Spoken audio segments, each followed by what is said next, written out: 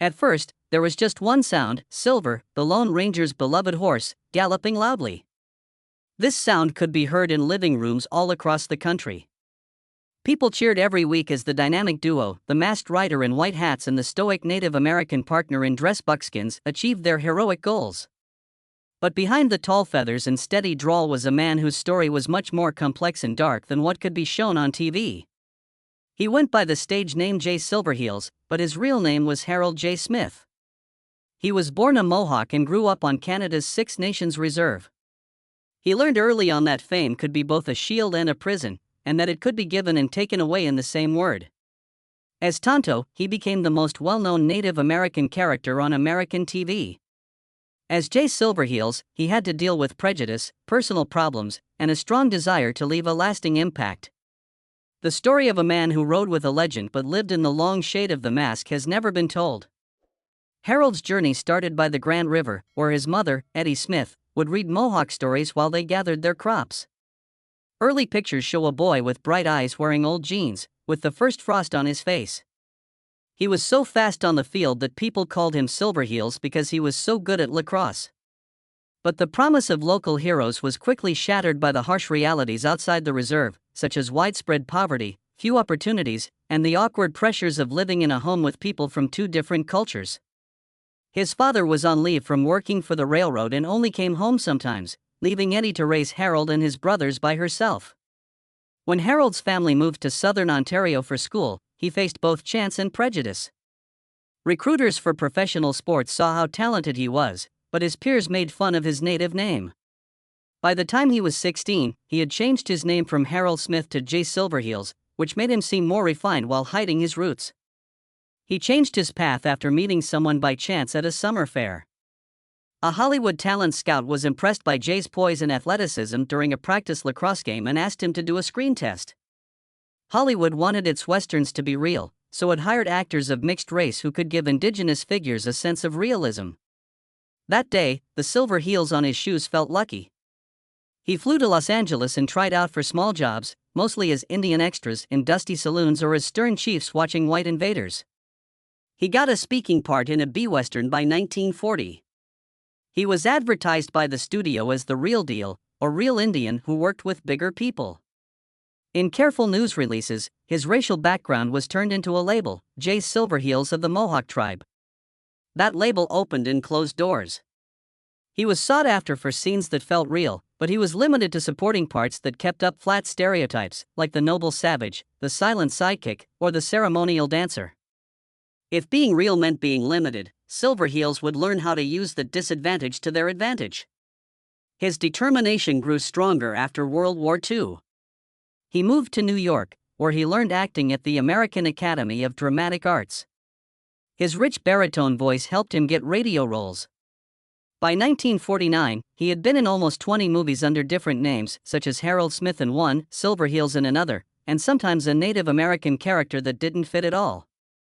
But Hollywood wouldn't look at Jay as a person, it only saw Tonto as a stereotype. He longed for a figure with more than just a feathered hat and buckskin leggings. So, when he got the call in 1949 to try out for a new TV show, he did so with mixed feelings of hope and fear. In the years between 1949 and 1957, Tonto played the lead part in The Lone Ranger. Koemo Sabi was his first line on camera, and it would become as well known as theme songs in community events. But the victory of being seen covered up the pain of being erased. His own voice was drowned out by catchphrases, his face was frozen on black and white screens, and his name was often forgotten behind the Tonto mask. Even though there were compromises, Jay saw a chance. Tonto's relationship with the Lone Ranger was one of the few times that Native American and white heroes were shown to be equals. This was a unique message in America after World War II.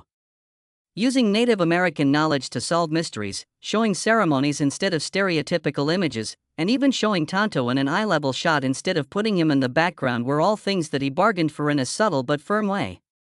But people in charge of scores didn't like anything that was too complicated. When Jay suggested a two-part plot that would look at the problems of displaced tribes, the show's sponsors were afraid it would cause a stir. Tonto stayed the loyal shadow, the man whose wise words could only be heard when the masked hero shined a light on him from behind. Some of these decisions hurt Jay's spirit, but they also made people think of his face. Off-screen, he fixed this identity problem by helping others and being a mentor. He built community centers and paid for lacrosse programs while going back to Six Nations every year. He spoke at schools about keeping Mohawk traditions alive and wrote essays about culture revival under his real name. In Hollywood, he became known as an expert on Native American authenticity and taught other players about language and right. But every red feather on a robe and every scene shot in a teepee in the backlit told him that progress was slow. Every time the Lone Ranger's deal was renewed, there was a short window of time to renegotiate his worth, but the basic equation stayed the same: black and white TV needed color-coded simplicity more than it wanted deep character arcs. By the end of the 1950s, Jay Silverheels was at a turning point. The show was about to end, and he worried that he would be typecast for the rest of his life. Would he only be able to sculpt one type of person? Harold J. Smith is a boy who ran faster than guards on a lacrosse field. Could he also run faster than what people expect of him? We'll talk about the hidden costs of fame, the fights he fought for rights and royalties, and the truths that came out when the cameras stopped rolling in the next episode. When the cameras stopped rolling on the Lone Ranger in 1957, Jay Silverheels' alter ego both freed and bound him. People admired Tonto's calm wisdom and fierce loyalty, but Jay was struggling behind the scenes with not getting enough credit and his funds being in danger. In the past, when residual checks weren't sure, he didn't get paid for most reruns. In the 1950s, contracts paid a flat fee for each show, which was a small amount compared to the money studios made from syndication. Clayton Moore kept getting royalties for The Masked Wonder, but Jay had a hard time getting even a small cut of the money. People in charge of studios, fame agencies, and managers all refused to look over his contract, but they said nice things instead. He finally turned to the Screen Actors Guild after writing a lot of emails, going to meetings, and negotiating. Chapter by chapter, he kept track of earnings, episode airings, and rerun broadcasts, building proof for a claim that had never been made before. During hearings, he went up against big studios, resolved to get justice for himself and set an example for all supporting performers. But the fight for money wasn't the only one. Jay wanted Native players who had been cast as nameless extras to be treated with more respect. He suggested that there be a Native Actors Guild, a group that would guard artists' rights and cultural honor. He held talks in Hollywood backlots and rented halls in Burbank in the early 1960s. Indigenous performers went to the events and told tales of broken promises, ceremonial regalia that was left on platters, and millions of people hearing the wrong pronunciation of tribe names. These statements made him even more passionate. He wrote a charter that said culture consultants should be credited on screen, actors should be paid fairly for their roles, and filmmakers should work with tribal elders to make sure the roles were true to life. The Guild's efforts failed because of lack of money and space, but Jay's guidance set the stage for future advocacy. His role as an elder leader struck a chord with activists and fed into the larger civil rights movements happening across the country. In private, though, Jay's strength was put to the test by loneliness and doubting himself. As the new decade began, westerns came out, but Tonto didn't fit in. He had few parts for years to come. He was cast in small roles by the producers. Casting directors offered parts in movies that had nothing to do with indigenous stories. Public performances at fairs and shopping malls were fun for a short time. Kids in feathered hats would ask for autographs, and fans would want posed pictures. But these public performances cost money and made her feel emotionally worn out. When he was paid just enough to pay his travel costs at a Texas county fair, Jay started to wonder if his whole career had been a mistake. Tonto's calm courage and Jay's growing hopelessness made a chasm that Jay found hard to cross. During breaks, Jay went home to Six Nations Reserve to reconnect with traditional rhythms and find peace. He found safety on lacrosse fields, where he taught young players how to play classic games. In the shade of the maple trees, he took deep breaths of fresh air and heard stories that had been told for generations. In neighborhood halls, he told stories about Hollywood's lies and encouraged young people to go to school. At the same time, he went to leaders and medicine men for spiritual help. Even though Hollywood took advantage of him, his society helped him grow. Exploitation and acceptance were like this in Jay's life. He was torn between two worlds but determined to make them work together to make a healthy identity. It all changed when Jay met activist and actor Buffy St. Marie on the set of a documentary about Indigenous artists. He was asked to join a new effort to protect culture by Buffy. She was an artist and an activist at the same time, which inspired Jay to start making music and write original songs that mixed banjo strings with traditional flutes. He taped songs in studios in both Los Angeles and Toronto, and then put out an album under his real name, Harold Smith.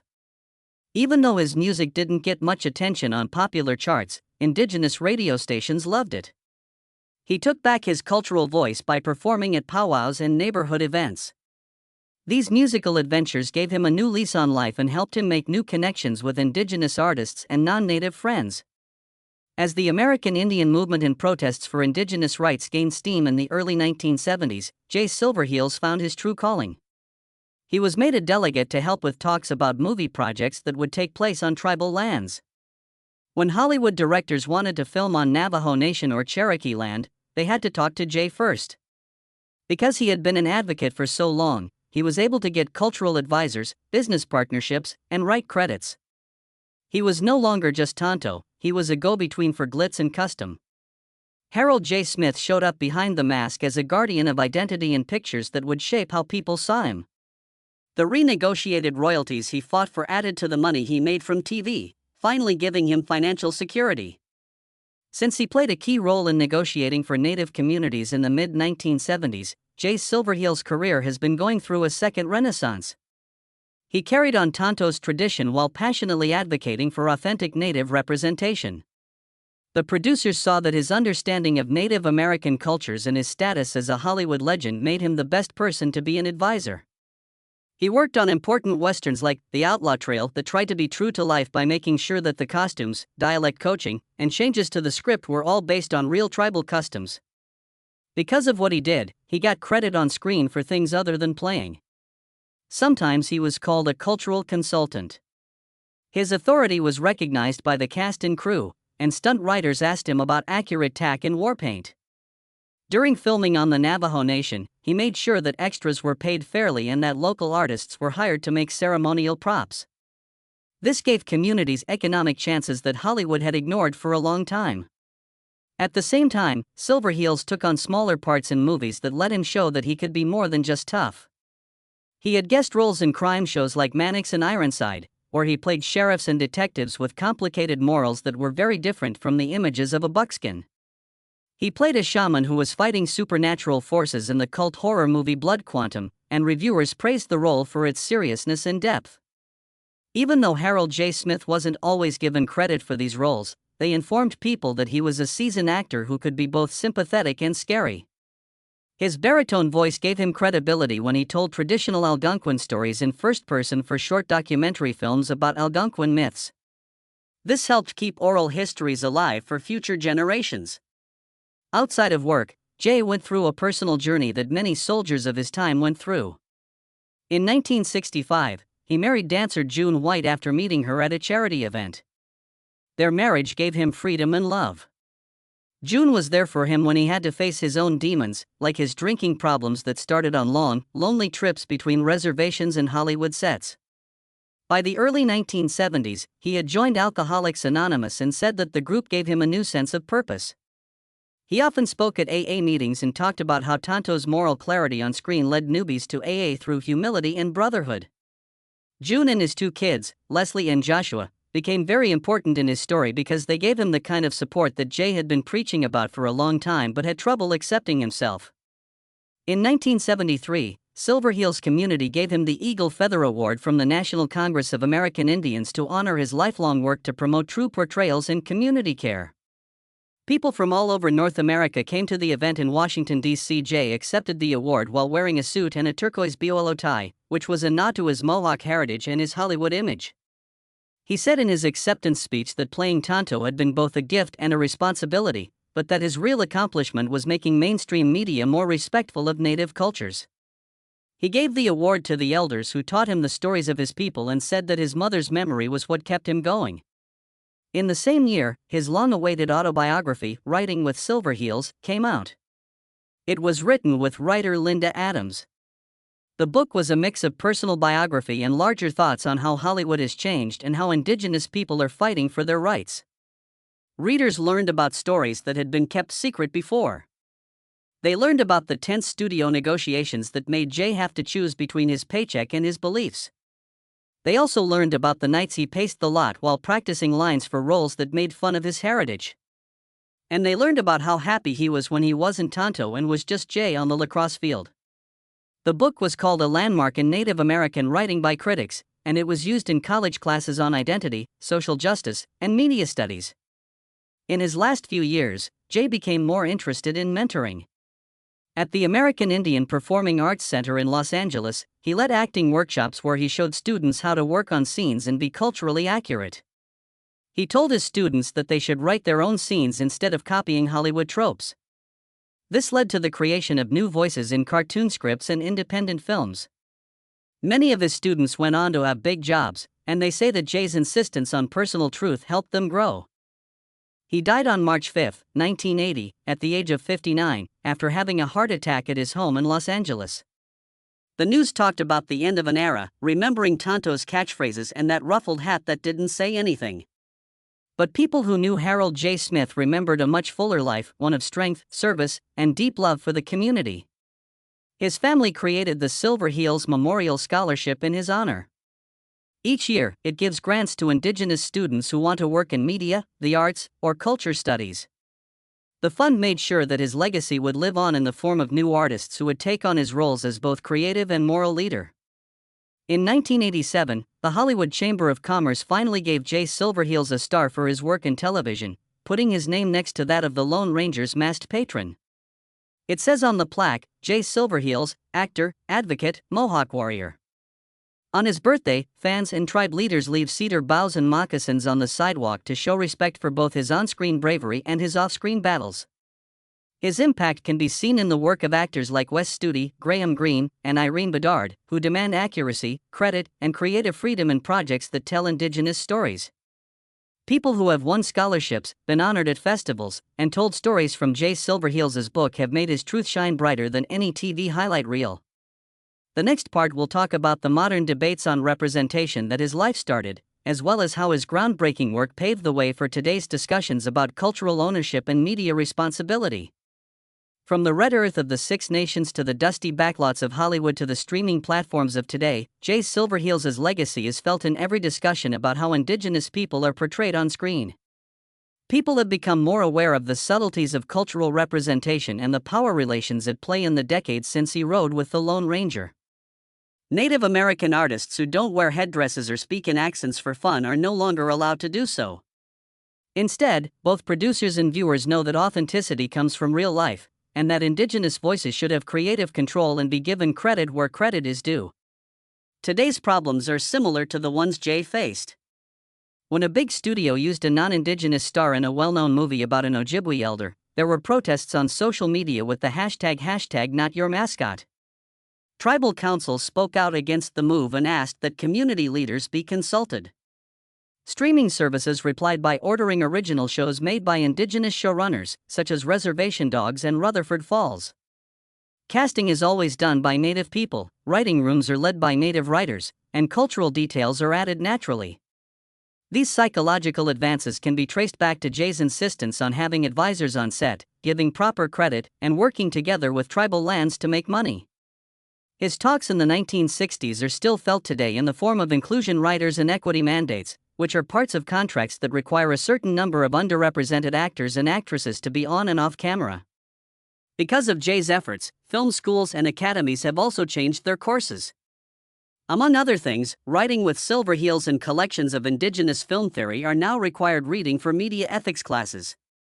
University panels break down his roles and activity, comparing early westerns, where Tonto's wisdom complemented the Lone Ranger's bravery, to modern stories that put Native characters at the center of the plot.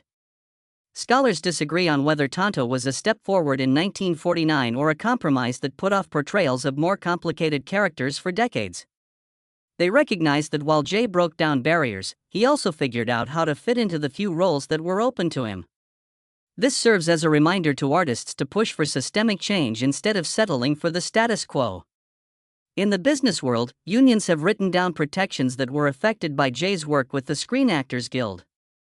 The new Cultural Equity Agreement from SAG-AFTRA says that production companies must set aside money for cultural consultants and pay residuals on all shows with Indigenous cast members. Netflix made a show based on a best-selling thriller that takes place on Navajo land. They asked Mohawk scholars to help with language and ceremony and paid them the same amount as senior directors. These rules are different from the time when Jay's qualifications as a real Indian were only mentioned in press kits and not taken seriously at contract tables. The Academy of Motion Picture Arts and Sciences also changed the rules for participation. After years of attention because of #OscarsSoWhite, the Academy's 2020 standards required movies to meet diversity standards in order to be eligible for Best Picture. Indigenous participation means that producers must show that they include Native American story editors, cinematographers, or composers behind the camera. Even though Jay didn't get his own star on the Hollywood Walk of Fame until after he died, the rules in place now make sure that new Indigenous directors can compete fairly, following in his footsteps. At the same time, people have become smarter. Indigenous directors' documentaries trace the roots of film stereotypes, connecting Tonto's quiet strength to early film tropes that solidified harmful stereotypes. When These Are My People, 2021, and We Are the People, 2023, are shown in public, spoken word acts are shown that make people think about the difference between honoring and stealing. In some panels, there is old video of Jay Silverheels teaching actors how to sew moccasins correctly, along with current reenactments that show how he did it exactly.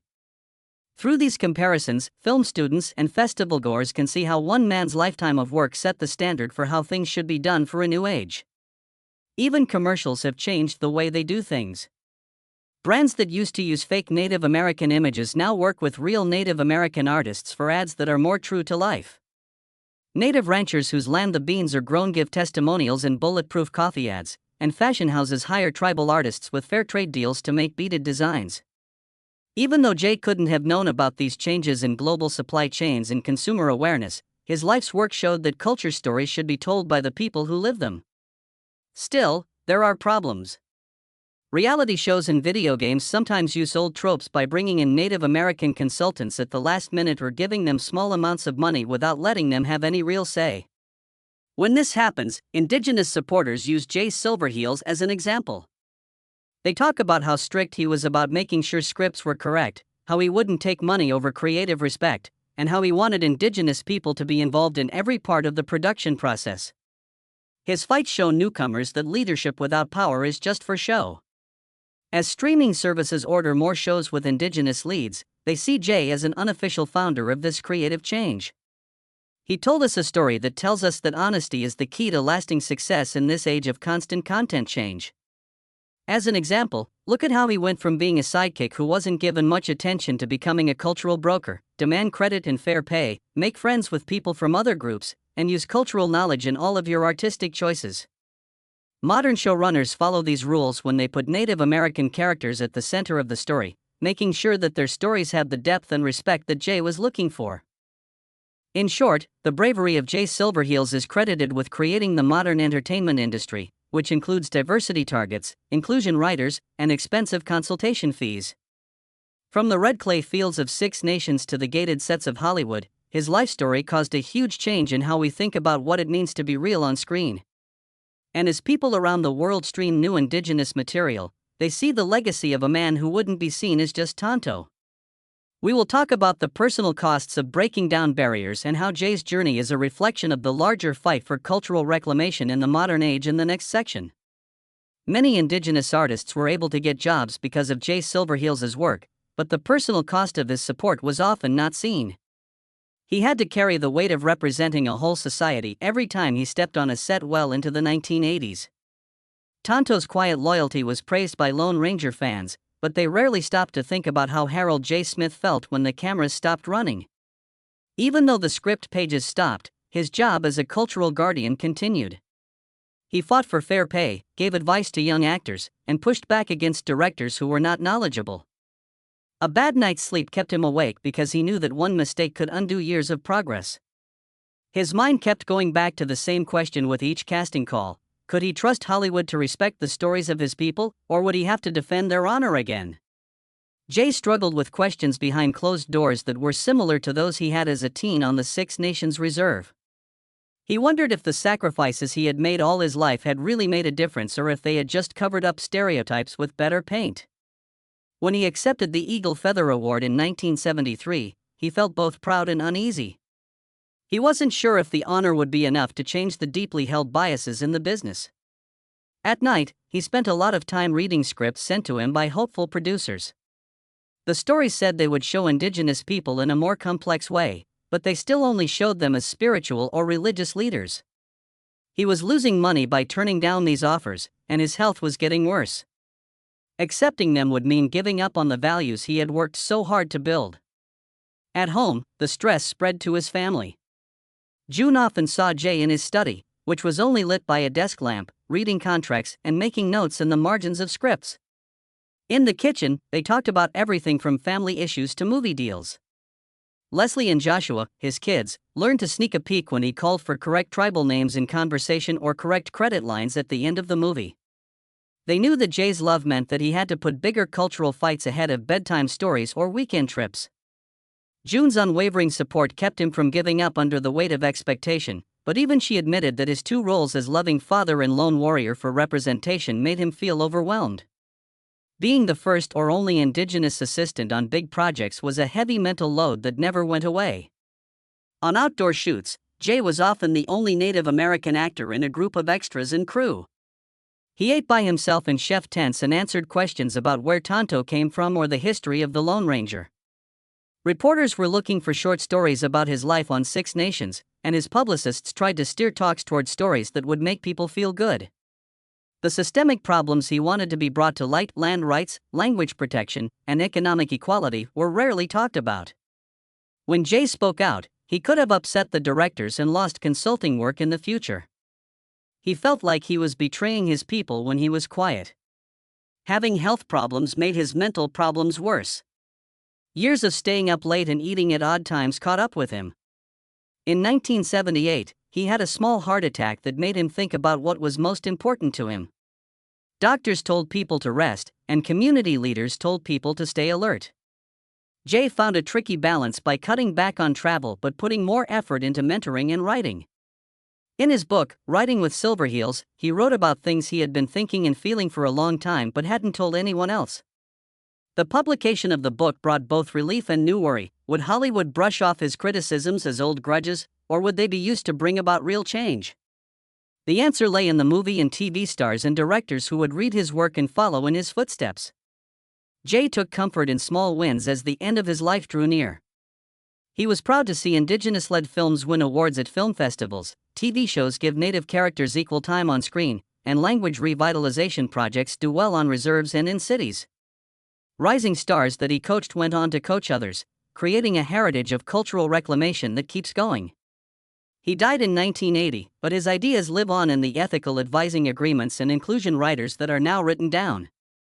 When a writer used a Cherokee word or a director hired a Haida elder to teach carving skills, Jay's spirit was there to remind everyone of how one man's hard work changed an entire industry. Jay laid the groundwork for the larger fight for cultural recovery, which is still going on. Indigenous actors, writers, directors, and scholars of today use what he taught them about negotiating, speaking up for yourself, and sharing stories that focus on the community. They have to deal with new problems, like digital platforms that make representation and appropriation easier, streaming viewers around the world who want real content, and the constant struggle between making money and staying true to a culture. Jay's example shines through it all. Stick to your beliefs, teach gently but firmly, and say no to parts that make your heritage look bad. We can see his influence all over modern life, in the curriculum of film schools, behind the scenes on big projects, and on the walls of studios, where Native American art hangs next to old Hollywood posters. His long, hard-fought rise from Tonto's silent stoicism to a recognized cultural broker shows a truth that everyone can relate to. Breaking down barriers requires sacrifice, but the benefits go far beyond praise. As we near the end of Jay Silverheels' story, we will look at how he has affected individual artists, community projects, and the changing stories that continue to shape our understanding of identity, representation, and creative sovereignty. From the red clay lacrosse fields of Six Nations to the streaming platforms where indigenous creators now command global audiences, Jay Silverheels' influence is still very clear.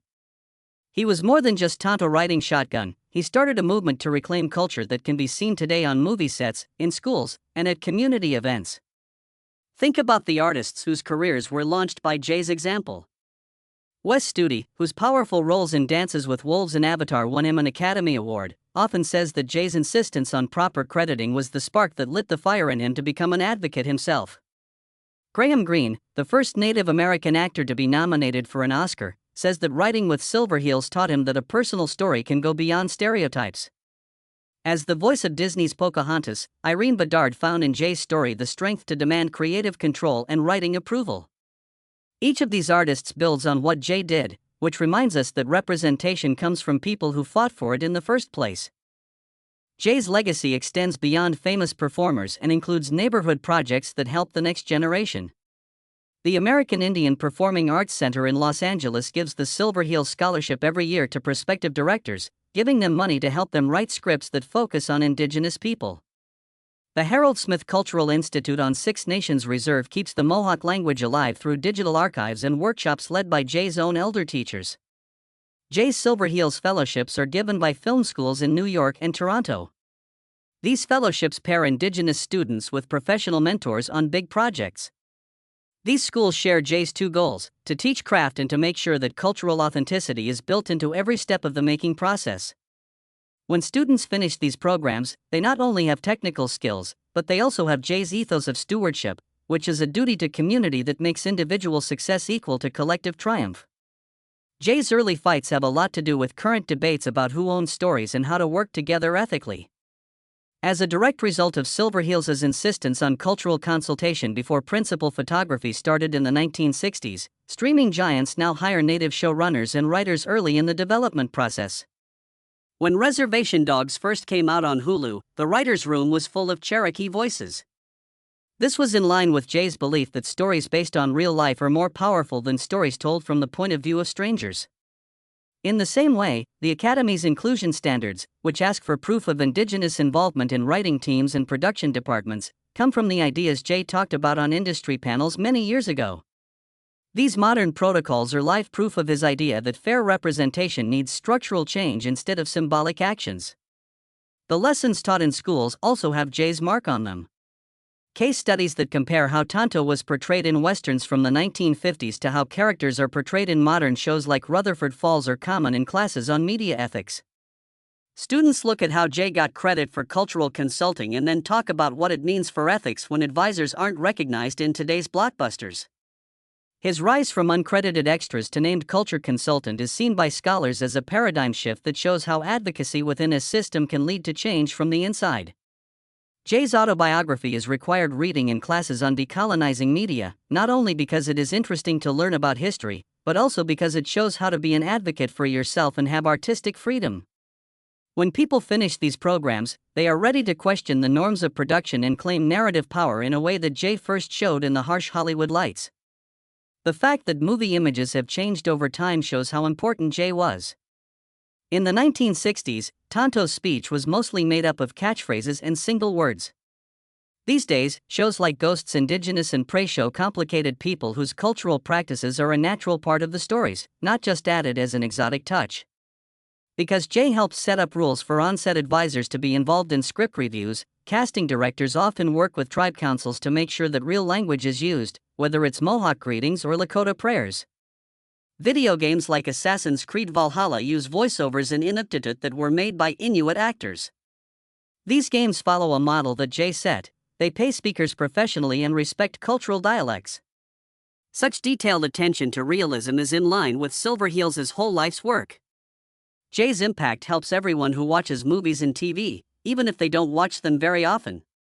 When someone turns on a new Western or dystopian show, they are more likely to see indigenous people who are central to the plot instead of just being on the edges. They hear correct tribe names and see traditional clothing made by native artists.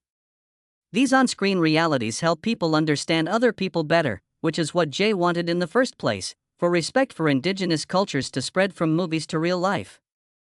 People still think of media as a way to connect different worlds every time they learn about a new tribe or see the name of a culture consultant in the credits. As entertainment continues to spread around the world, Jay's Silverheels story shows that honesty and authenticity can work on all channels and continents.